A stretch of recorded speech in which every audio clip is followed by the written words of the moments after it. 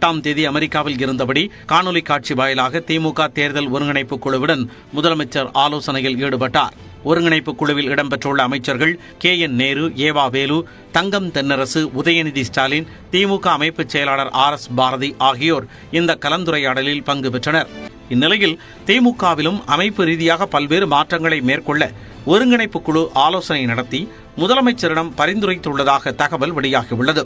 அதன்படி கட்சியில் அமைப்பு ரீதியாக மாவட்டங்களின் எண்ணிக்கையை அதிகரித்து புதிய மாவட்ட செயலாளர்கள் நியமிப்பது என்றும் அதில் இளைஞர்களுக்கு வாய்ப்பு அளிக்கலாம் என்ற பரிந்துரையும் இடம்பெற்றுள்ளது. நாடாளுமன்ற தேர்தலில் ஈடுபாட்டுடன் பணியாற்றாத சட்டமன்ற தொகுதி பொறுப்பாளர்களை மாற்றுவது என்ற பரிந்துரையும் இடம் பிடித்துள்ளது.